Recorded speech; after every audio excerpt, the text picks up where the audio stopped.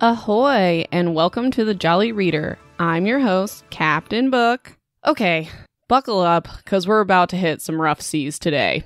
Last episode, told you I wasn't sure what book I wanted to read, so I went to the bookstore, and me and my husband picked out a bunch of different books, and I decided to start with We Are Liars by E. Lockhart, which is a pen name, and I would use a pen name too if I wrote such a monstrosity of a book. So I wanted to go with this book because it didn't have summary in the front cover or the back. And since I didn't say what book I was reading, it was easier because I didn't read the summary. So it's just easier to start with this book so I don't have to worry about it later on. Biggest regret of my life. I hate this book. There are not a lot of books that I genuinely do not like, that I really hate. Like normally I will start a book and I'm like, I'm not really feeling this. Like Girl in the Picture, I wasn't really feeling that book, but it's enough. Like there's enough to intrigue me to, okay, I'm just going to keep going. I kind of want to figure out what this is or what's going on in this. Yeah, this book, I would have stopped reading long before halfway if it wasn't for this podcast. So just fair warning, I'm not a happy camper about this book. So there's no summary, just reviews. So let's read a couple of the reviews just for funsies. Haunting, sophisticated, twisted, and well told. Okay, nothing's haunted about this. It is sophisticated, but like in a pretentious way that doesn't make any sense. Twisted, not happening yet, and I'm already over halfway. And well told, absolutely not. A satisfying but shocking twist ending. Now, I can't account for that, and there could be a shocking twist ending. I'm not hopeful. And even if there was, I don't think it was worth the whole first half of the book. But I'm hoping that I regret making this podcast being so hard on this book. I hope the ending is that good, but we'll see. Let's see here. An ambitious novel with an engaging voice, a clever plot, and some terrific writing. The writing is not terrific. It's terrible. It's like the worst writing. I think this is my biggest problem. Okay, I'm just going to vent for 5 seconds before we get into this. One, there's this whole back section that's like bonus content, and this is what I sent to my editor to get this approved. There's recipes for smoked salmon and stuff if you have a book club, and the author is a narcissist. I'm sorry, come for me. My Instagram is at the Jolly Reader Podcast if you want to come for me, author, but use your real name so I know who you are. But it's not well written. Like they literally say, I like to work on a deadline, so I submit this and they tell me when the book's read, so I have to rush and throw together this horrible book to get paid. I am not exaggerating. There are literally entire paragraphs that are just like copied and pasted from previous chapters to like reiterate things that don't matter. We'll get into it. I gotta calm down. Also, if you don't believe me that this author is horrible, they kill off 2 doggos for literally no reason. This author, she's a monster. The other thing that I'm really annoyed about is I'm not going to get to use that cool background music I found to be like, oh, plot's building, something's happening. Like, I don't get to use it at all because there's no plot and nothing's building. So I'm going to have to find something in the background. I'm hoping I can find some Three Stooges music or, like the Jeopardy background music. So we'll see what I come up with. It should be interesting. Okay. Things to look forward to. That's sarcasm, in case you couldn't hear it. I can't believe I spent like 5 minutes venting about this book already. Okay. Things to look forward to. A head injury. A summer romance, if you can even call it that. Awkward fairy tales. A fire. Horrifically graphic, badly written metaphors. And my disappointment. You don't even have to look forward to that. You already know it's here. Okay. So there are 87 chapters in this book. And today is going to be chapters 1 through 58. It's over halfway. I think there's like 250 pages, and I went to page 168. I swear if next episode's short and disappointing, I will do like a bonus short episode on... I have a book of mini Sherlock Holmes tales, and I have an Edgar Allan Poe short tales book, so I'll do a short tales mini bonus episode if next episode is terrible and the plot is terrible. So anyways, there are a ton of chapters, and normally I do the page turns between chapters, but that would be super annoying. The chapters are only like a page and a half, so we're going to go by every 5 chapters. So that's how I'm going to break it up. And I have yet to decide about this bonus content. We might just talk about it for humor purposes. Okay. 6 minutes in, let's get started. Okay, so before the chapters start, there is a map, hand-drawn map of Beechwood Island. So since there wasn't a summary, I'll give you a general summary. There's this rich white family, and there's the grandma and grandpa, and they own this island, and they have 3 daughters, and they built 3 houses on the island for each of their daughters, and all the daughters have kids. And so it's like kind of near Martha's Vineyard. There's no self-service. They have to go to like a special place for internet. But anyways, they all go there all summer. The main character's name is Cadence, but everyone calls her Cady, C-A-D-Y, and I want to say Caddy, and all I can think of is Mean Girls, because that's what she goes by and everyone mispronounces it. So it may be Katie, it may be Caddy. She also has a cousin named Mirren, and all I want to say is Mira, because my daughter watches Mira, the Royal Detective. So you guys know how I am about names. We'll just kind of see how it all pans out. But anyway, so the main character who we're hearing her perspective is Cadence, and she hangs out with her cousins on this island in the summer and stuff happens. So let's get into it. Part 1 is called Welcome. Chapters 1 through 5. Let's do it. So it's a super weird start, and it's just Cadence talking about how Sinclair is their last name. So how the Sinclairs aren't criminals, aren't addicts, aren't failures. But then she goes on to describe things in their family about them being those things, like unpaid credit card bills, pill bottles, etc. Then she says, one is desperately in love and equally desperate measures must be taken, which I had high hopes for this, but it hasn't panned out so far. And then she says, all you need to know is they live on a private island in the summer, which is basically what I already told you. Then in my notes, it says, this book is weird. I already don't like it. So she tries to make a pun about suffering, like the definition of suffering is really stupid. She introduces herself. Her name is Cadence Sinclair Eastman, and she's almost 18, but the timeline jumps around between her being 18 and her being, I think, like 15 on the island. All she says about herself is she has a used library card. She's had blonde hair and it's now black. She suffers migraines since her accident.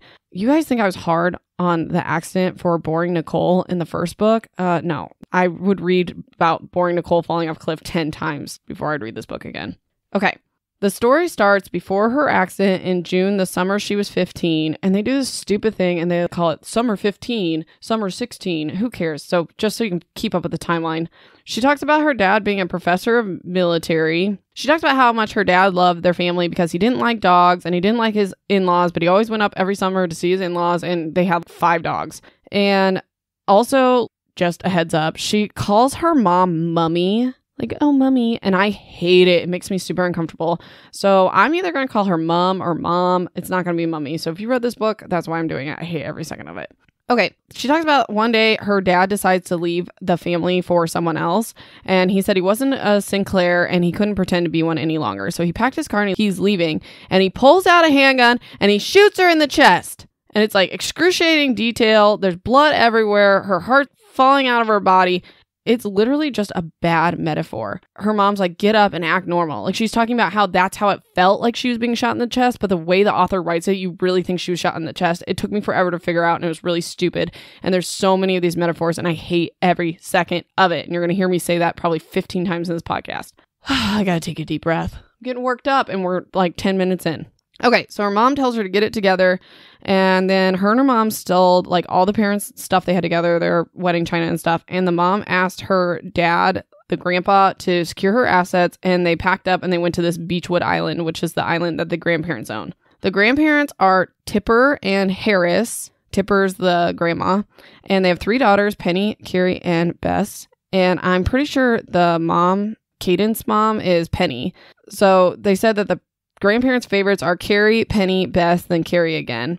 They built houses for them on a private island. Windermere is Penny's, Redgate is Carrie's, and Cuddle Down is Bess. It's kind of relevant. Like, they talk about who's staying at what house and walking from one house to another. But I'm going to leave out a lot of that just because it's like excruciating detail that hasn't really mattered. And if we do have some plot twist where it like matters where everyone is standing on this island, then I'll bring it up and I'll explain it. But it's not really worth it for this podcast. It's just a waste of time. And I will tell you, I've yet to use the family tree or the map. So here we go. So Cadence is the eldest grandchild and she's the heiress to the island fortune, which someone please explain this to me. My understanding is you can just leave your stuff to whoever. You can say my kids split this. You could say the island goes to all 3 of my kids. They each get their prospective houses on the island.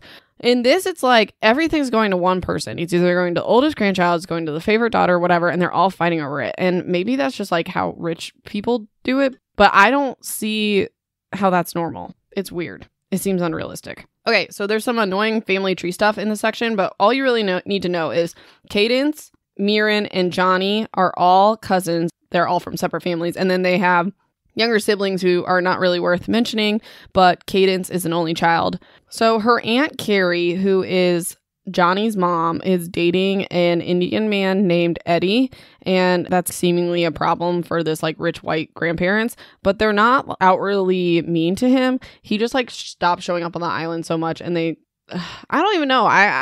It doesn't really say they treat him any sort of way, but there is like some tension about it.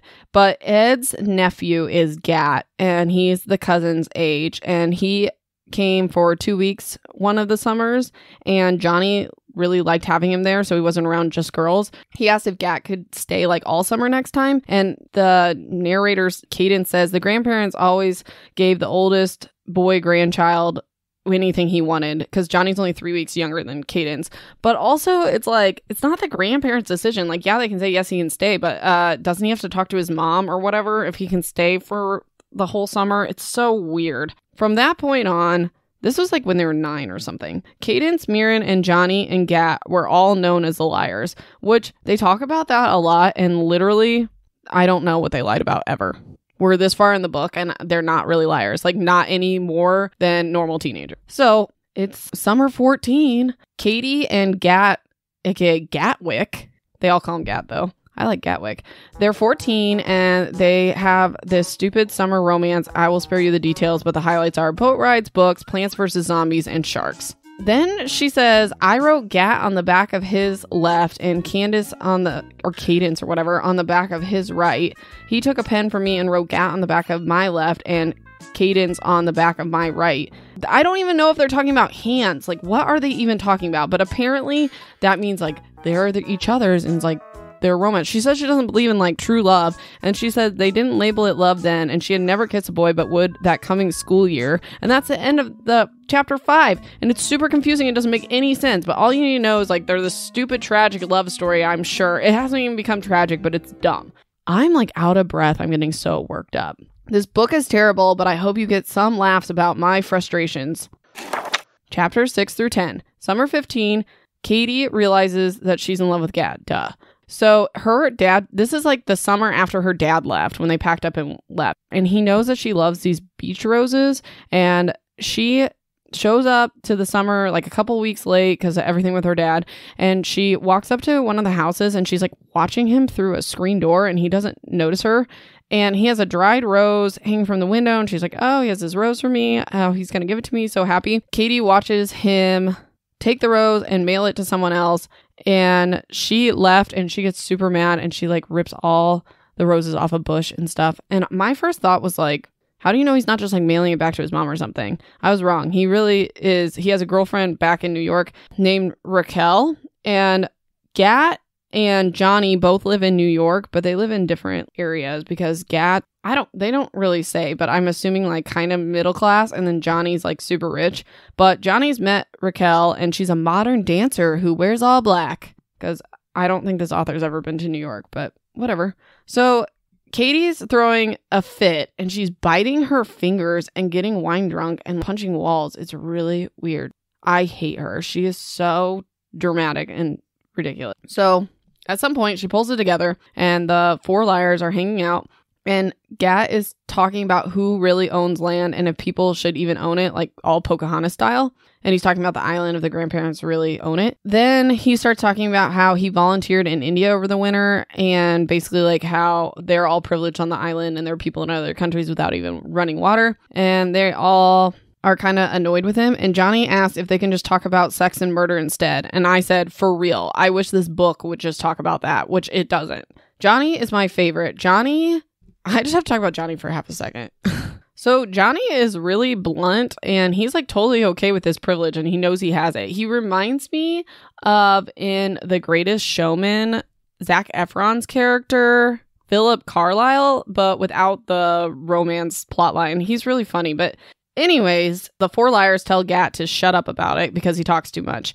And he gets pissed when Katie tells him to shut up, and he rips off his shirt and goes swimming in his jeans in the middle of the night. It's super weird. And Katie is like, I have to follow him because if I don't, Raquel has him and I don't. It's so stupid. So she grabs his hand and he's like, I never tell you to shut up and you said it to me and I'm just an emotional boy. And she's like, well, when we say shut up, we say it means we love you and you're better than our selfish, rich, upbringing. And then Johnny walks up, followed by Mirren, and they all get in the water and it's all good.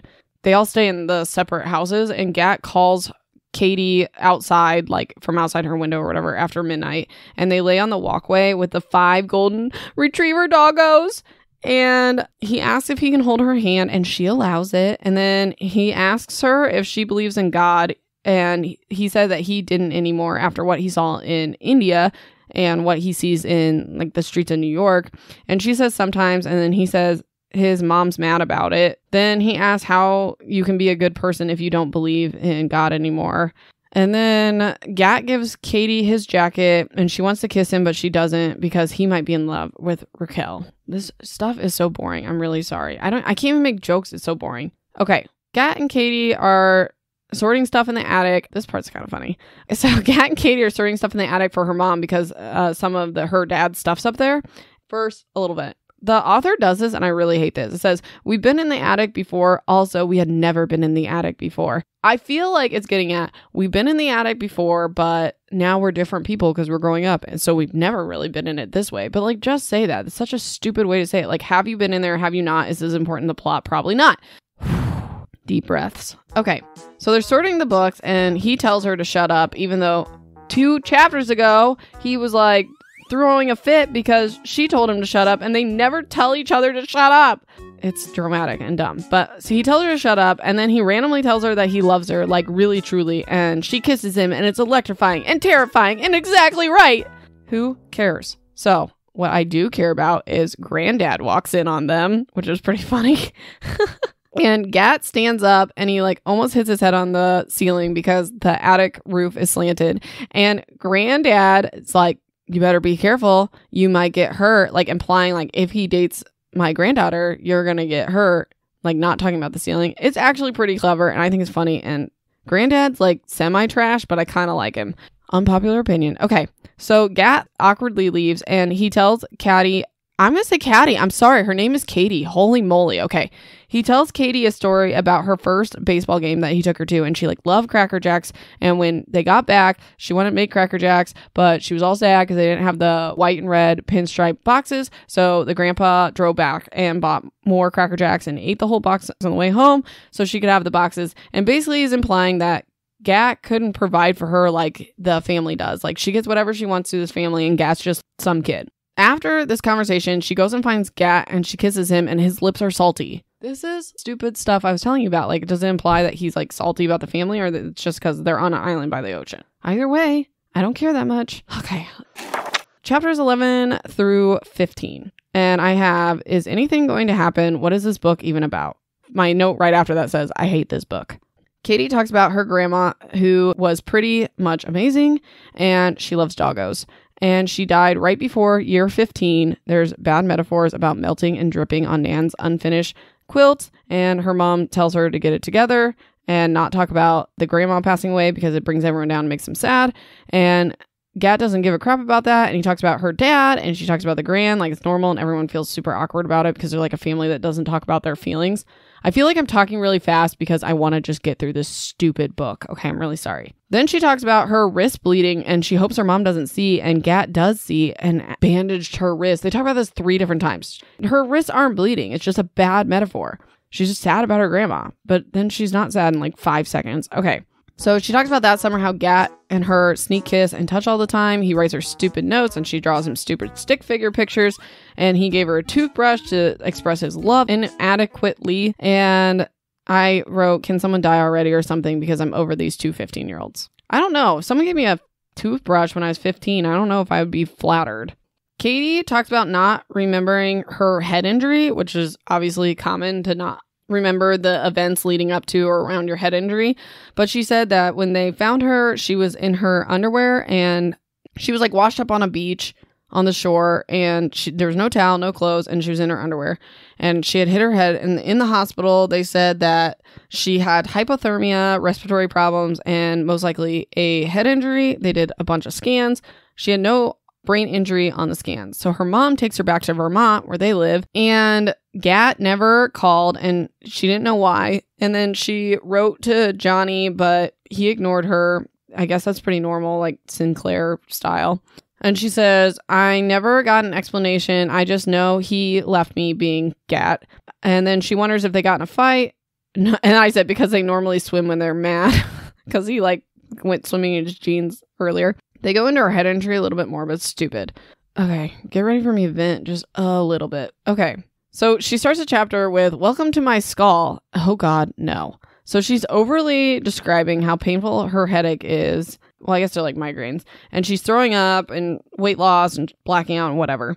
And she talks about having tons of prescriptions, and they tell her to watch for signs of addiction. And then she said that she had finally, even though the scans didn't show anything, she was diagnosed with post-traumatic headaches, PTHA.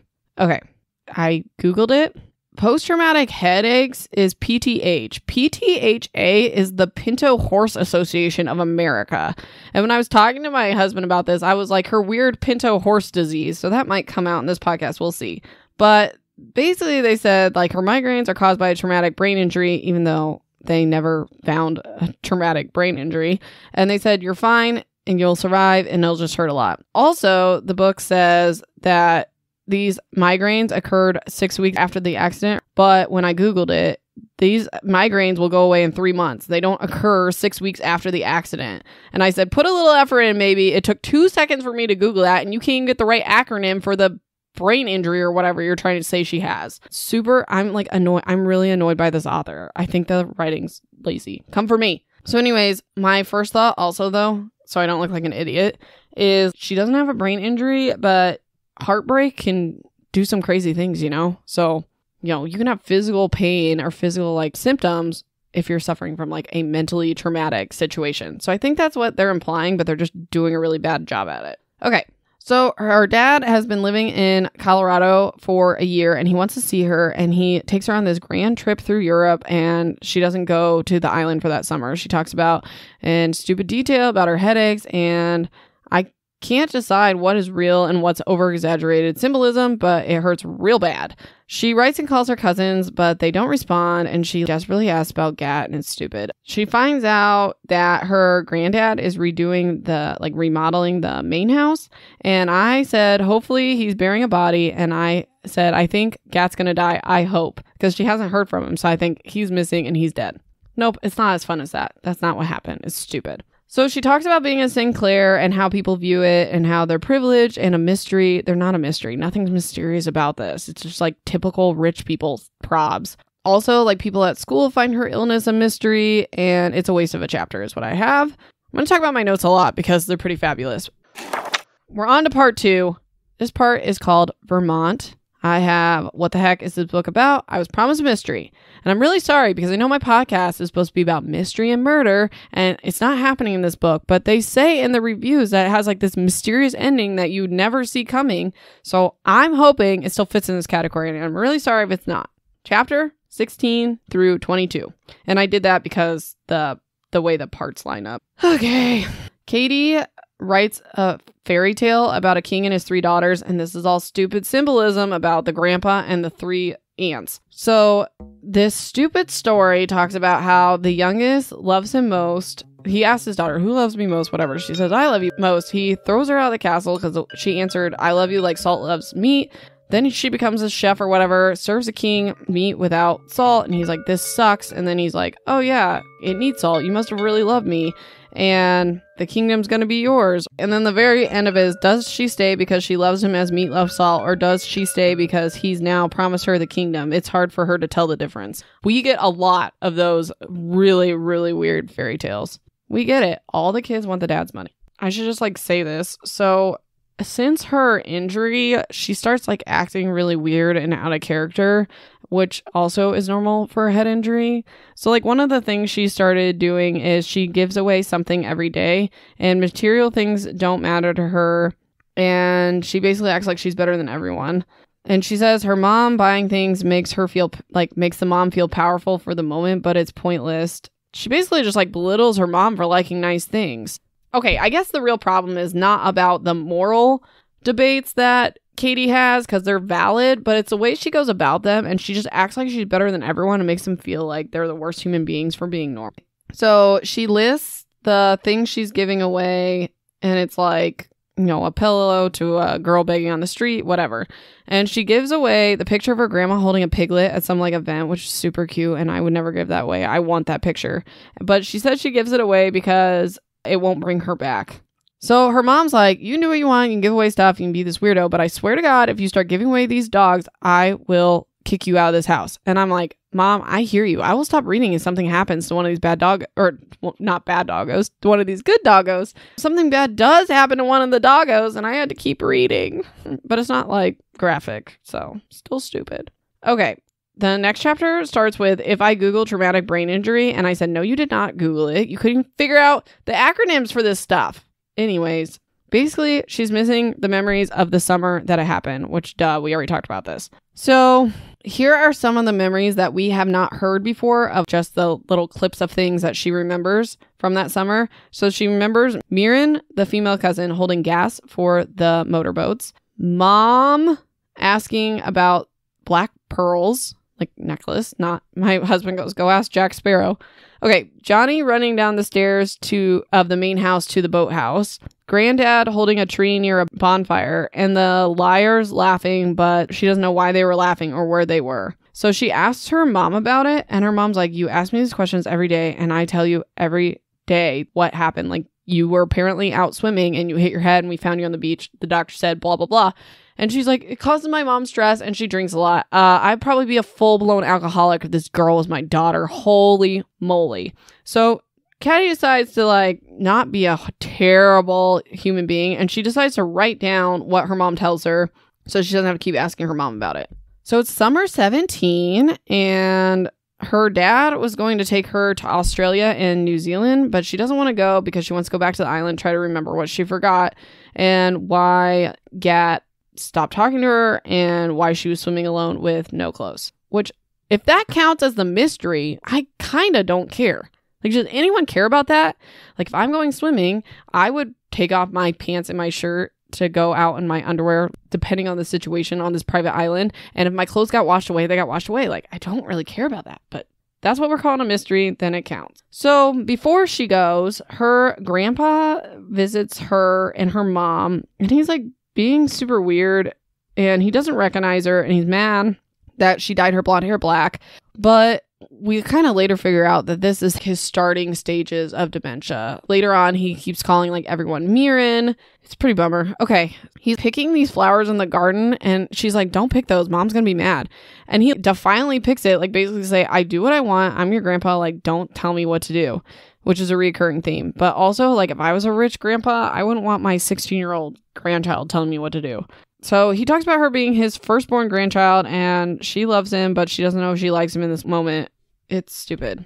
All right, you guys, are you ready for another fairy tale? It's horrible. Actually, this is probably the best fairy tale. Best of the worst, I guess. So there's a dad and there's a dragon, and he sends each of his daughter to go calm the dragon down, and they all get eaten. And basically the point of the story is who killed his daughters, the dragon or their dad, which you can look into that. It's actually like not a bad metaphor, and it's not a bad story. It just like has no place in this book. So the mom cancels the Australian trip because she's begging to go back to the island. And her and the mom and the dad decide she'll stay 4 weeks on the island, Beechwood, and 4 weeks with her dad in Colorado. The mom calls the sisters like the aunts and talks about how Cadence is fragile. And I don't know. Cadence can't really hear much of the conversation. And she talks about her mom drinking all these different wines, but definitely not Chardonnay. That chapter ends, and I'm thinking, what was the point of that? Being all dramatic about what type of wine she's drinking. Also, maybe Chardonnay is not like rich people wine, or maybe it was her dad's favorite wine. I don't know, but there's no context, and it's really weird and annoying. Then I have WTF, I hate this. What is your point? So Cadence gives away basically everything, and she talks about how her mom likes to buy things just to buy things, and it's disgusting. So I Googled personality changes as a symptom of traumatic brain injury, but Cadence is being super over the top. That's why I'm not convinced that's what it is, but the books, I don't know. If that's the surprise ending that she didn't actually have a brain injury, I'm going to be annoyed. Okay, so she gives away Gat's hunting jacket, the one he put on her when they were looking out in the stars or whatever, and she said she should have given it away first, but she was being selfish, which, how? I swear, every line in my notes has just 16 question marks at the end of it. So anyways, she's going to see him out on the island, but she said she doesn't love him and he doesn't love her, and she says that she never loved him. She's lying to herself. It's stupid. Who cares? Okay, this part's super weird. So the phone rings at 10 at night and her mom's in the shower, so Cadence answers. It's Taft, which is Mirren's younger brother. He's 10, I think. He asks her 4 times if she's a drug addict because his sister Bonnie, who's a twin, says that she is. All the aunts are talking about it. And she says, no, I'm not a drug addict. But then she says to us that maybe she's lying to herself about it. So then he talks about how Bonnie and him think that Cuddle Down, the house they stay in, is haunted and wants to stay with her in her mom's house or whatever on the island. But she basically says, it'll be fine. Go talk to your sister Mirren. She'll take care of you. And I said, Ghost Chase, is that you? I swear if there's another ghost. Honest to God, at this point, I thought they murdered Gat and his ghost was haunting the house. And I was kind of excited for it, but that's definitely not what happened. Okay. Part 3 already. Thank goodness. Part 3 must be really long because we're only on chapter 23. And we stop right at part 4. Okay, so chapter 3 is called Summer 17. We're going to do chapters 23 to 30. So Katie makes this really bad joke to the eldest daughter, who's her Aunt Carrie, about vodka and Percocet getting her through the day, which is not true. Katie's mom starts saying that, they gave her non-addictive medications, but she says to us that's not true. They take the boat to the island and she describes all the houses, and who cares? And she talks about how Grand was renovating the house, or that's what she was told, but she said the old house was completely torn down and there's a new one built, and stupid descriptions, and it doesn't make sense. So she's so upset about this house being rebuilt. I have in my notes, I literally thought she was drowning. The descriptions, you think, oh, she fell off the boat and she's drowning. And then her mom tells her to get it together, always. And then they pull up and the liars are all waving at her, being Mirren, Johnny, and Gat. So I get that the descriptions are supposed to be dramatic. You're supposed to be oh crap, is she drowning? But at this point, I'm good, I hope she's drowning. Oh, darn, she didn't. And it's not effectively written. I feel like such a snob, but I'm telling you right now, this is not a good book. Bestseller, my butt. Okay, so she gets off the boat and the younger kids greet them. And Taft, who had called her, said that him and his mom and stuff are staying with the granddad because he's showing signs of dementia. And Mirren's twin sisters, they're young, 12 or 13, I think, at this point. They tell her she looks like a dead vampire because she's pale and she's lost weight and whatever, she's sickly. And Katie's I don't actually care what you think, so that's perfectly okay. And normally you'd be power move, awesome, you don't care, whatever. But she says it's just I'm better than you, just in case you were wondering. I'm acting just like my stereotype that I'm trying to pretend I don't like it. I'm gonna rant about this for the rest of my life. Okay. Since Bess and the children are living with the grandpa, Cuddle Down is empty. So the 4 liars decide they're going to stay there in that house. But they talk about this later. But Katie's mom doesn't want her staying because she's sickly and has these headaches and stuff. So she wants her to stay with the mom. But she goes over there all the time to be with her cousins and Gat. So the 4 liars are talking about college plans. And Katie changes the subject because she's graduating late because she missed a bunch of school from her injury. And she asks about their love lives. Oh, you guys, are you ready to have secondhand embarrassment? Because this is too much for me. Mirren talks about her boyfriend and how he's buff and stuff, which is fine. But then she says, we've had sexual intercourse several times. And then Katie's I'm going to ask you about that sexual intercourse later. And I'm not saying sexual intercourse just to be funny. That's literally how they describe it. And they're 17. Call it what it is.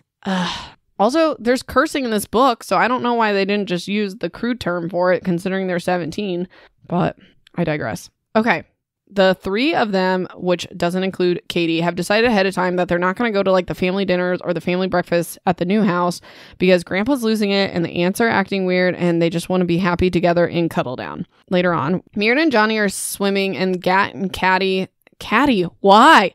It's going to be interchangeable. I'm not editing them all. Katie, Caddy, whoever you are. Gat and Katie are on the beach and she's still in love with him, even though I had to read a whole chapter about how she's not in love with him and never was.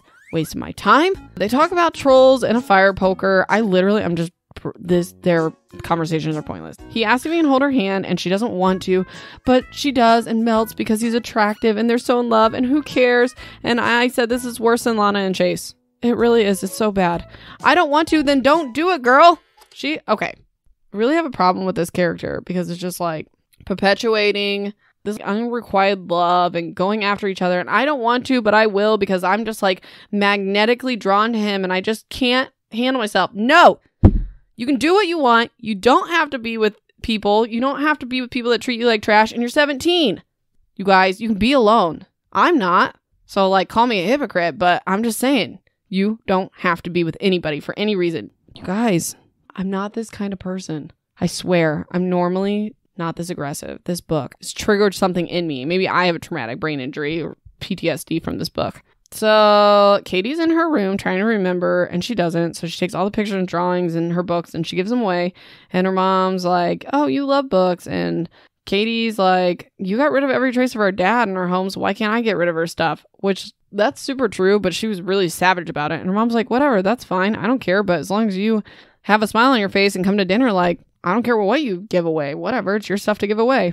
So the next part, they literally repeat all of those memories she talked about. Who cares? She writes them down, puts them on a post-it note on her ceilings. She's going to like document all the questions she has and try to find the answers all summer. Because the doctor said being back in the place, jog her memories, etc., etc. So she wonders why she was swimming alone and she thinks maybe she was a victim of a crime. And then immediately wants to know if Gat went back to Raquel. This was 2 years ago. And who cares? Okay. She's so desperate. It's a bad look. Okay. So then she talks about a witch pounding on her head with an intricately carved ivory statue of a goose. Guess what, guys? It's a bad metaphor to explain her migraine. Can't you tell how amused I am? Okay. So her mom wants her to come down for dinner, but she's already popped some pills because of the witch migraine, and she's down for the night. This is super weird. Okay. I'm just going to tell you what I put in my notes. I said, I don't know how to summarize this. I can't figure out who's talking because they don't say who says what, and the writing is terrible. So she wakes up like in the middle of the night. She can't sleep. So she goes outside and she sees her Aunt Carrie, who can't sleep. And she says, Will has nightmares. And she asks Katie if she's seen Johnny. But my problem with the writing is normally you put like people who talk and then the next person talks on the next line. No, it's like Katie saying something on the next line, then maybe the aunt saying something. I don't know who's talking. Basically, all you need to know is Will has nightmares, the aunt's walking around, she's looking for Johnny. Later on, she's at breakfast with her mom and her grandpa, and the grandpa says that the grandma's 2 purebred golden retrievers passed away a while back. Guys, I don't want to talk about the doggos. And she asks if the dogs suffered, and he said not for long. And I said, I swear to God, if they kill these dogs because the grandma died, I will scream my head off. That's not what happened, but they still killed off these dogs, and we'll get into it because I'm pretty sure I know how. But the puppers! Then the grandpa brings up again that he's like mad she dyed her hair black, and he's telling her mom, you're the parent, you can tell her not to do this. And the mom's like, well, we all grew up, Dad, so we basically do what we want. Chapter 31 to 35. Katie's talking to Mirren, and before, like, one of the things she gave away was this Barbie that they used to fight over, and she like sent it to Mirren's house. And Mirren said, I never got it, but someone must have signed for it. That's supposed to be shady. So she explains to Mirren and Johnny about how she's giving away the stuff to people who need it. And Johnny basically says, I want all the things. I want cars. I want watches. They're so retro. I want scarves. I want cashmere. And I'm like, Johnny, love you. I'm not that way, but he's just so funny. Like, what a breath of fresh air for the 5 seconds he's in this book. And then Mirren's like, that's cool, I guess. But like, why are you giving away sentimental stuff like pictures and things like that? And I don't know. There's like no real answer for that. He's just like, doesn't bring her back. Meh. Oh, gosh. Okay. So now we're on to a Katie and Gat chapter. She always calls him my Gat, which I super hate that possessive crap. My whatever. Okay. My husband. Yes. But if he chose to leave, he's not my possession. Holy moly. Also, she says this stupid stuff. We've been here before, but also we've never been here before. Okay, have you been to this place or not with him or not? Like, I just be clear. So Gat shows up shirtless. They mention it 1,000 times. They go to their secret spot. I could explain it. Who cares? He asks her if she remembers the time they went out on that flat rock. And she says she doesn't. And then she goes on to us, the reader, about how she hates everything about herself. And I'm like, me too. I hate everything about you. You're a terrible person. To us, she's still in love with him, even though he was an ass. But she doesn't even know that he was being one. He just didn't talk to her for 2 years, but she does not know the circumstances around it. I don't even know the circumstances around it. But she could have, for all we know, been like, yeah, never talk to me again. He's like, cool, I won't. I don't know why she's assuming that he's the problem when she clearly is a problem of sorts. Okay, so then back to their conversation. He's like, you and I, it was an important moment, like out on the rock. Sexual intercourse, as the kids are calling it. They don't say that's what happened, but that's what I'm implying. Then she says, this is pretty savage. She says, whatever, none of anything that happens between us really mattered, does it? And then they get mad at each other over nothing because we get no details and it doesn't make any sense. The fight's confusing because she doesn't remember anything. And she's just like, you didn't call her right for 2 years, basically. And he asks to start over and she's mad. She doesn't want to. And then he starts jumping up and down and throwing a fit like a little kid. And then she's like, oh, cool. I'm gonna forgive you. That was really a turn on, I guess. It's so weird. If I was telling, even at 17, anyone, a friend, whatever, dude, I'm mad. I don't want to start over. Like, this is a toxic relationship. And they started throwing a fit like a little kid. I literally just turn and walk away. You guys know your worth. So then he like straight up says, he's like, I'm going to go run away now because walking away would be more awkward. And he runs off the island. It was really funny with no context. I did that to my husband. I was in the kitchen and I just ran away. He was like, what are you doing? I was like, I don't know. This book's not normal. Okay. So Katie's shown around her granddad's new house. She's basically comparing it to how the mom got rid of all her dad's stuff and spent money to create like a replacement life or whatever. He was asking where the young man is, which is referring to Gat, because Grandpa has like a book for him. And then he gets old man irritated. I didn't even write details. Who cares? So Aunt Carrie takes the grandpa away because he's all mad and gives Katie a look like, oh, you know he's sickly. Like, stop acting this way. So she asks her Aunt Carrie if, did you get back to sleep? Did you ever find Johnny? From when she was like walking outside in the middle of the night. And the aunt's like, I don't know what you're talking about, Katie. Me neither, Aunt Carrie. But basically, there's a lie there. Is this a mystery? I don't care that your aunt went for a midnight stroll. Okay, so Will and Taff are 10 years old and they're acting crazy at lunch. And Katie asked them what they did last summer while she was in Europe because she's trying to get information because the adults and her liars won't really tell her anything. And the boys say, Aunt Penny told us not to talk to you about how you ended up in the water and everything because it would make your headaches worse. And then they say that Bonnie and Liberty, which are the twin girls, saw the pills in her room. And the twins are telling the boys that Katie is a drug addict. And then I think it's Will. It's like, drugs are not your friend. And they don't want to talk to her anymore. If a 10-year-old said that to me, I would laugh so hard. So the four liars are at Cuddle Down and they're like redecorating the house. And someone asked Mirren because this was Mirren's mom's house, and they asked Mirren if her mom would be mad that they're like redecorating the house, and she's like, no, my mom's been trying to get out of this house for years. She's like the least favorite daughter, self-proclaimed that way, and she wanted Grandpa to redo the kitchen, but he wouldn't. So then Mirren and Johnny get in a fight about Katie not remembering, like Johnny saying stuff, and then Mirren's like, we're not supposed to talk about it, and like you're gonna make things worse. Mirren's a very motherly character, trying to make sure Katie doesn't get hurt and doesn't make the sickness work. And then Johnny's just like a loose cannon. Like he means well, but he doesn't think through anything. So she doesn't remember half the year of 15 and they were told not to talk about it. So Katie uses a stupid vocabulary that's unnecessary that I'm not even going to explain, that signals to Gat that they have started over. And I have in all caps, who cares? I'm not even mad enough to scream about it anymore. I'm just exhausted. Okay, chapter 36 through 40. The four liars talk about her trip to Rome, and they're like, how was it? And she's like, well, my dad was visiting the Colosseum. I was laying on the bathroom floor looking at the toilet or whatever. And Mirren, for the win, comes in and says, you tell us all the time not to feel sorry for you, but then you tell us stories about looking at the base of a toilet. It's seriously pitiful. What are we supposed to say? And she's like, well played. To us, she's like, maybe she's right, but at the same time, she's like, but I'm perfect and amazing, so probably not.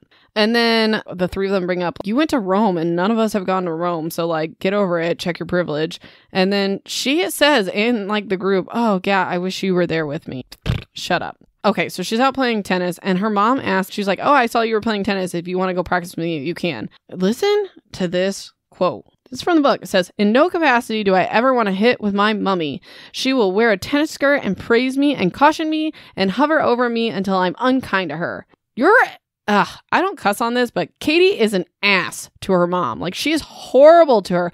Oh no, your mom's gonna wear a tennis skirt while playing tennis? How dare she? That's just ridiculous. And her mom just wants to do something with her. She's gonna praise me and make sure I don't hurt myself. What a bad mom. I'm gonna be unkind to her. Your mom didn't make you be unkind to her. You're just unkind. Also, side note, if there's any teenagers out here, don't be bad to your mom, okay? Be nice to her. She loves you. Anyways, serves Katie right. She's eating lunch and they make her sit at the kids' table and none of the liars showed up. So she's with like 10-year-olds. Katie, so her memories like randomly come back and she tells us about it. So she has a memory of the aunts fighting over the granddad's $4 million house in Boston because obviously he doesn't live on the island all the time.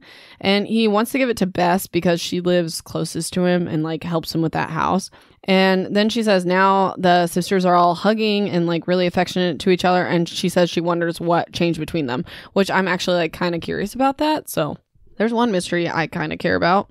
So the four liars are playing Scrabble, but Katie's distracted because her knee's touching Gat's thigh. Who cares? She talks about the Littles calling her a drug addict. And then Mirren says, yeah, the twin girls are stealing sleeping pills and earrings from their mom. And then they start talking about mottos. And Mirren's motto is always be kinder than you have to be, which right on, Mirren.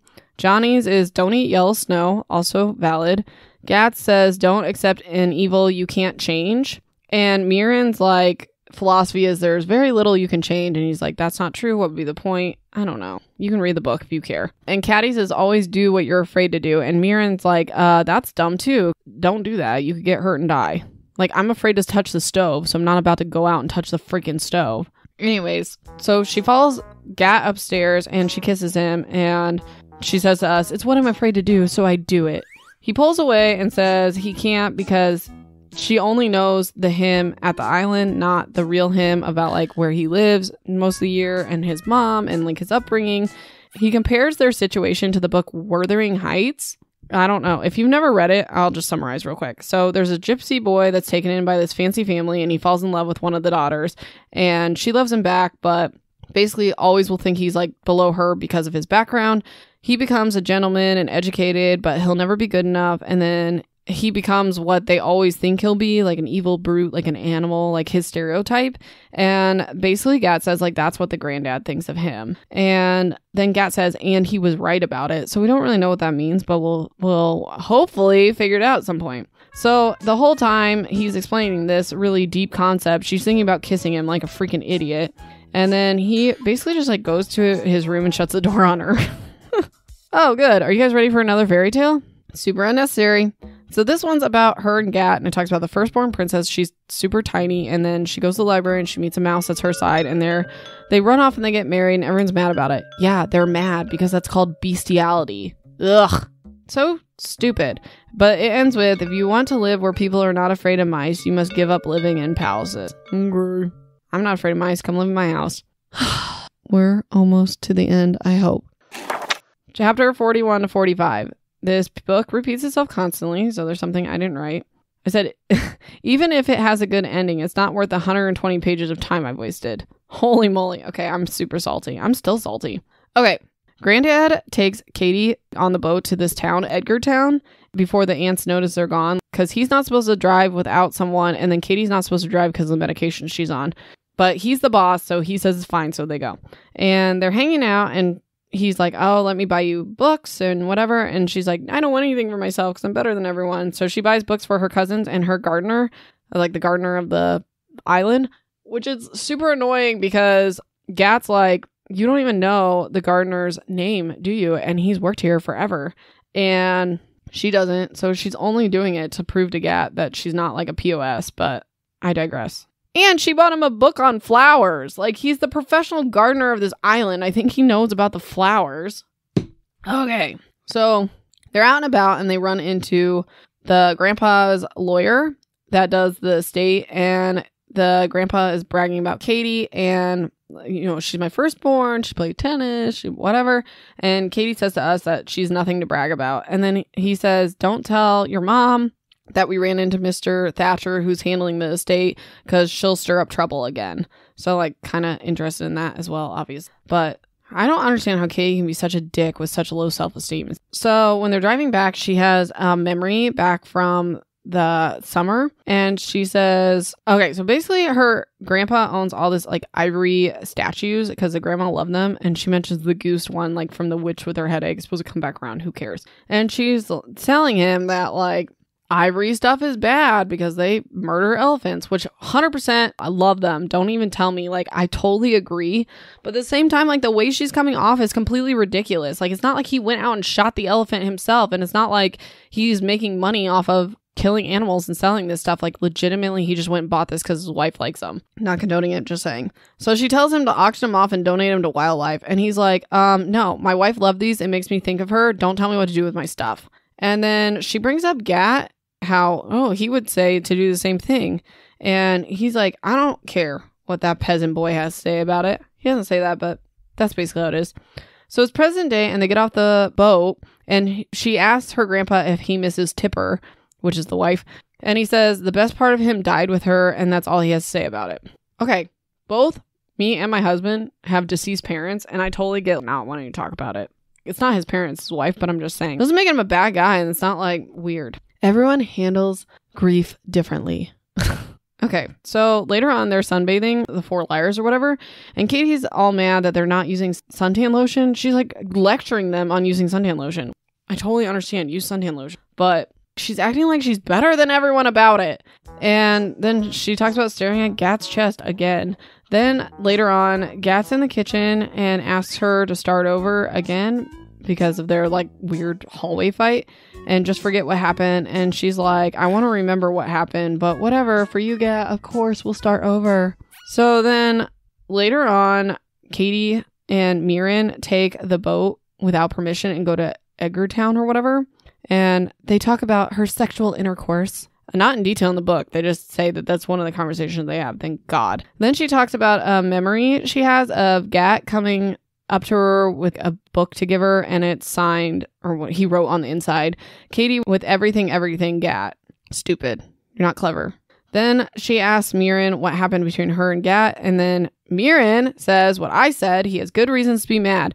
And then Katie's like, what'd I do? And then Mirren's like, you can't fix it. And then she starts like choking, and I couldn't tell if it was like one of those stupid metaphors or if she was really choking or if like she was just trying to get out of talking about it. And later on we find out that she's sick and she has a sore throat and stuff, so I think it's just from that. I don't know. So they drive back, and her mom lectures her about not driving on meds and like, you can't take the boat without telling me stuff. And to us, Katie's like, I can't be as stupid as I'm acting, can I? And I said, yes you can. You can. You're stupid. It's stupid. I have a feeling I'm gonna like regret this whole episode maybe when this everything comes back around, but here we are. So the Four Liars are sitting on the roof, and Katie talks about how she has planned her funeral and she wants to be like dumped in the lake or whatever, and they're like, that's stupid, you should plan your wedding or parties for like an achievement, it's pointless. And then she says the island is theirs and they will be young forever. Hopefully that implies they all die there and they'll be young forever because they're dead on the island. They won't age anymore. I swear to God, if I guessed the ending right there, you heard it first. I only went like 2 chapters past this podcast. Okay. Chapter 46 through 50. We're almost done, I promise. So Mirren has a sore throat and body aches, so she's in bed, and the house is messy, like disgusting. They describe it. I hate every second of it. We're not going to talk about it. And she longs to be with Gat, but he won't be alone with her or touch her. And then Katie claims that the unrequited love invites the migraines in. No, it doesn't. He's not responsible for your migraines. That's so stupid. Don't blame someone else. You have a head injury, supposedly. They eat on the roof, and their glasses and stuff roll off, and there's shards of glass all over their porch. Why? What is the point of that? It's so freaking weird, unless someone ends up getting stabbed with a shard of glass, which I really hope they do. So Katie talks to Johnny and asks why he didn't write her back after the accident. And he was like, oh, I was just an insensitive jerk, but I was never mad. I'm just lazy. I don't email back my cousins. And she asked about Gat, and Johnny says that he assumes that Gat felt bad for cheating on Raquel because all summer Raquel was sending him like care packages and stuff. And then meanwhile, he's making out with Katie. And then he also said that Gat feels bad for not being there for Katie after her accident and that he hated himself for being a bad guy.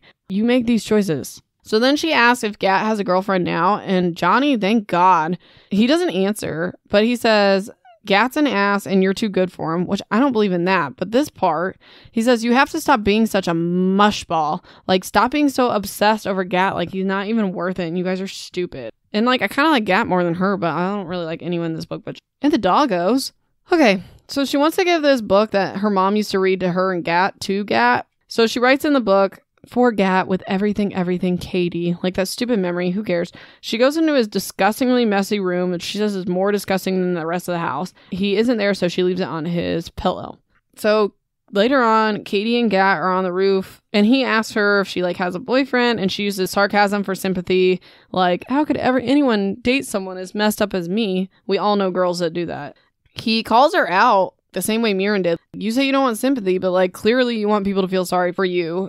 So then he talks about how her grandpa was the one that sent her to Europe, which I didn't really put this together, but it's kind of like a duh, because she's like, my dad wouldn't be able to afford this as a professor, and it was this grand trip, and Gat's like, grandpa wouldn't do this for any of his other grandkids, and especially not me. And it's like, well, duh, Gat, you're not even related to them, but whatever. Gat not sitting next to her and stuff, and he's like, you just want sympathy, you're being ridiculous, you got to go to Europe, like, get over yourself. And then she's like, but my migraines hurt so bad, and some days the pain's so bad, I just want them to stop. And then he's like, oh no, I better go hug and love her and kiss her. And then they're in love again because he feels bad for her. So then Mirren is getting sick more and more often, and I'm thinking Mirren's being poisoned, but by who? We don't know. But anyway, so Mirren and Katie are on this beach, and she tells Katie that it's not a good idea to mess around with Gat, and she'll only hurt him or make things worse. And then Katie's like, or he could hurt me. And she's just selfish over this whole thing. Can't see the big picture about how she's privileged and he's not, and so dumb. And she says she doesn't want to be in the box she was for the 2 years without him because they're 17 and this is the only guy she'll ever love. So salty. So anyways, Mirren says she lied about having a boyfriend because she wants someone to look at her like Gat looks at Caddy, but it's fine and she'll get over it and she's okay with dying alone. I don't know. Mirren's pretty awesome, though. I'm just frustrated with this book. I've been talking about it for an hour. Anyways, I thought this was kind of funny. So Katie's mom calls her to go help chop tomatoes, and she talks about how Katie should spend more time with the littles and the grandpa. And then she says that, oh, and you're sunburnt. After Katie gave that whole lecture about them wearing suntan lotion, how she's better than everyone, then she ends up sunburnt. Like, what a jerk. Okay. 51 through 57. So Katie has another migraine, so she's down and out for like 2 or 3 days, and she says she's low on pills, and then she's like, my mom's probably always been taking them, or maybe the twins are taking them, and then she's like low-key worried that she's taking too much. News alert, girl, you're probably a drug addict, and I don't think your mom's taking your pills, but whatever. She loves to blame her mom for everything. So she's like over her migraine, she goes down to cuddle down, and it's a hot mess. And the 3 liars are all in Mirren's room looking at a Bible. And they're like, oh, it's a Scrabble word argument. And she knows they're lying because the Scrabble pieces haven't moved since she was last there. And then she asks them what they did the past few days. And they're like, we had dinner with the family and then saw fireworks on the boat because 4th of July weekend. And then they went to a donut shop. And she knows they're lying because, one, they don't have dinner. They decided they weren't going to have dinner. And then the donut shop only serves these certain types of donuts. And they're like, saying they were having other donuts they don't even make, but she knows they're lying. She doesn't understand why. So she's, I guess, has another migraine, and Gat shows up in her room, and he's reading her notes on her ceiling about the questions she has, and she's like, don't read those. And he's like, they're kind of out for the world to see, duh. And she wants to talk about what she can't remember, and he basically says that he cheated on his girlfriend and feels bad about it, and then other times he feels like a victim for wanting the things he can't have, like jealous of the life they have on the island and stuff. So then she whispers, someone did something to me that's too awful to remember. I'm not convinced. And then his response is, I love you. What? Wouldn't you be like, who did what to you? I'm going to go murder him because this is ridiculous. No, he doesn't say any of that. So stupid. So then they make out.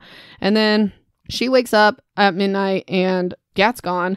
And she hears crying because I think it's Will or whoever is having a nightmare. And she sees her Aunt Carrie walking around outside towards the main house. So this part's stupid, but she finds a Lego set and she wants to give it away to Johnny, and he tells her to give it to Will, and Will likes it. Boo. That was really pointless. I'm sorry. Okay, so this part's like a little bit interesting.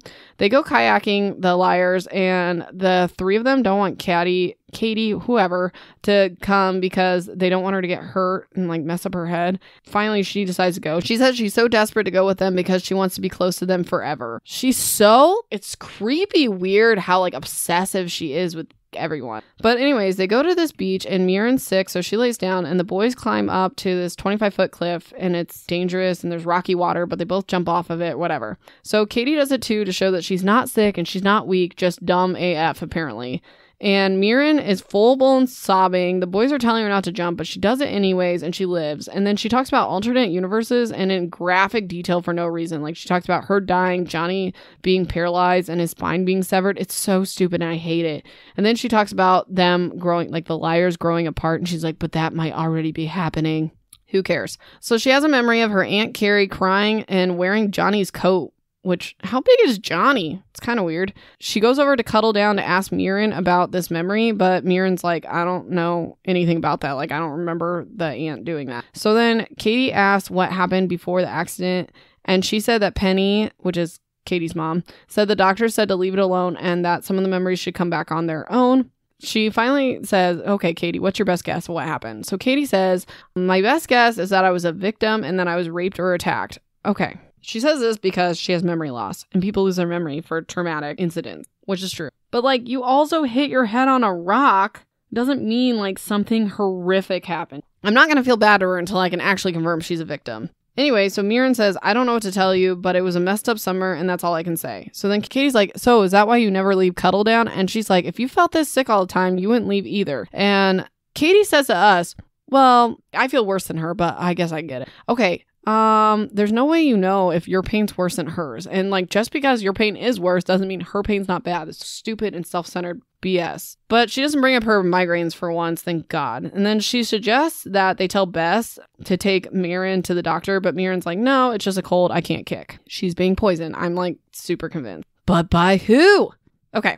So there's a memory of a large swing. And the liars are all sitting on it and they're spinning around and they were laughing so hard they felt sick. And that's that stupid memory she had of them laughing where she didn't know what they were. So she goes to like the actual swing and she sees a note that says, for Caddy, and there's more than a dozen dried beach roses fell out. So Gat must have gotten her book and then left her roses. I don't care about this.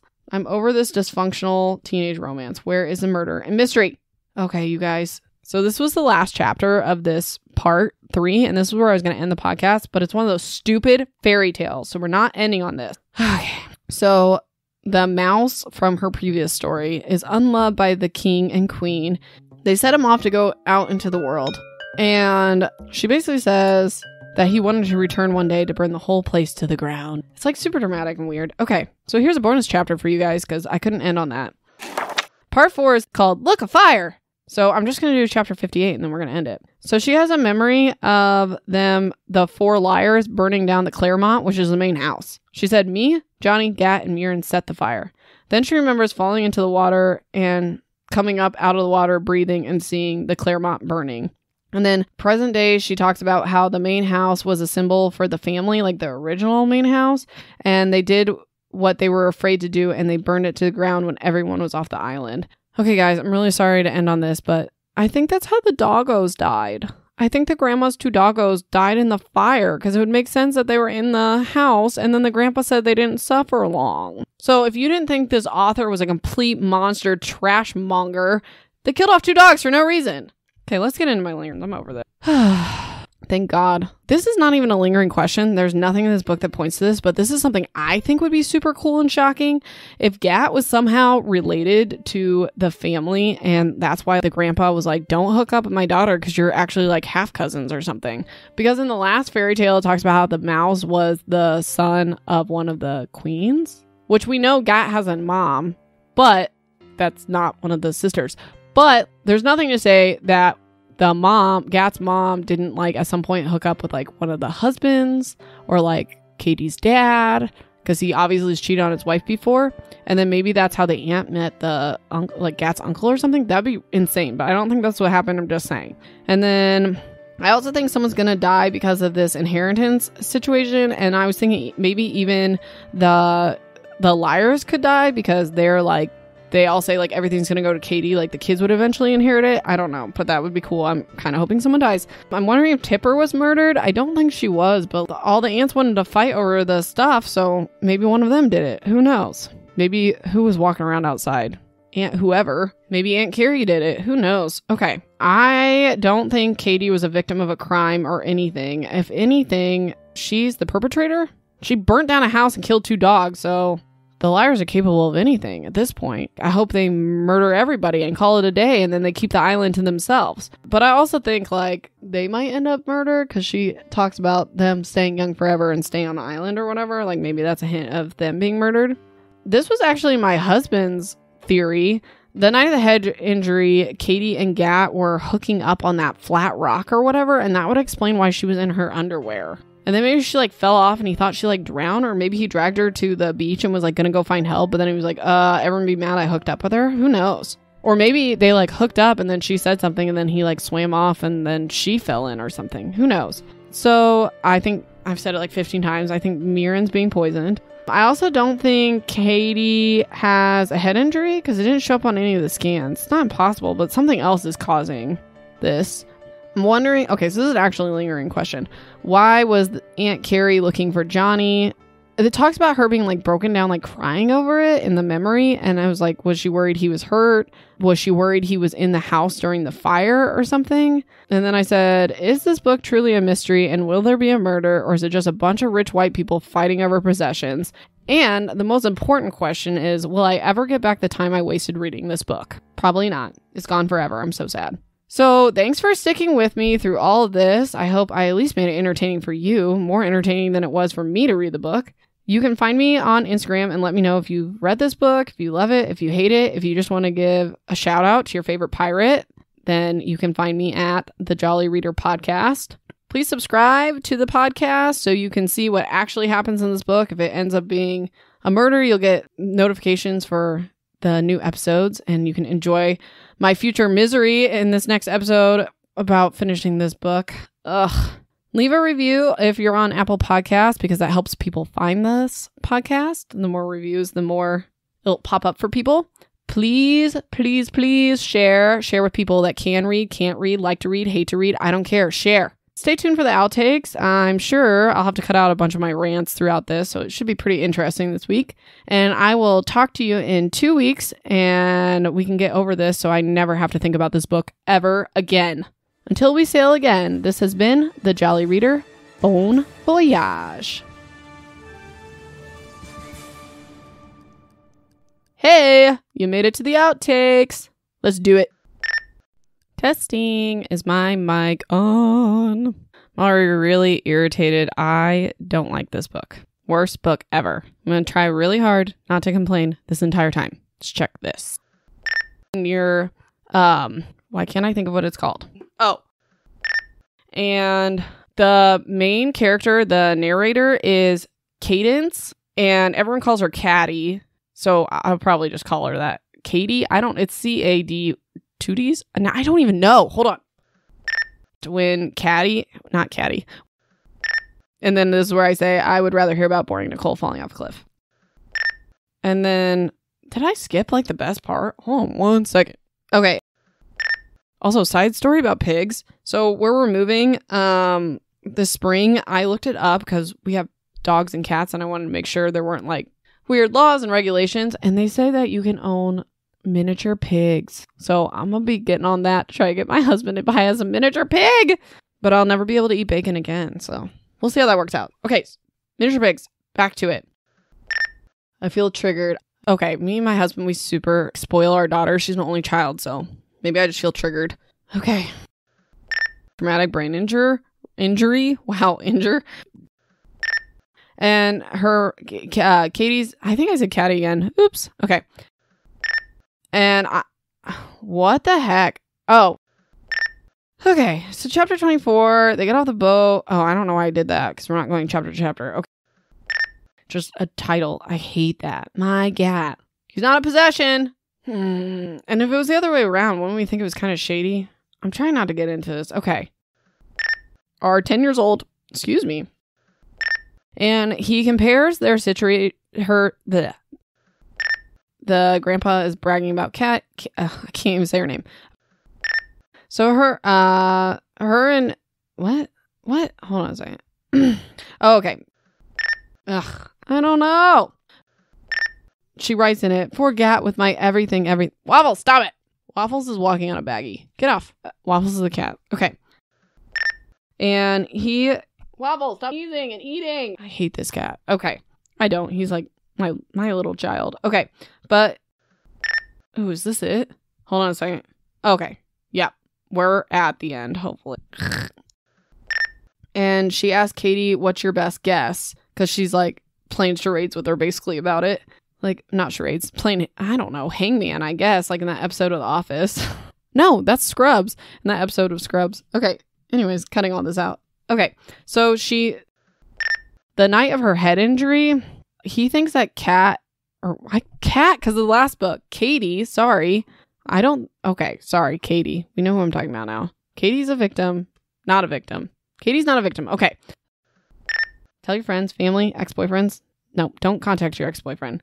I don't care. Share it with everyone you know. Tell your dog. I am Allie, and you were listening to my mom.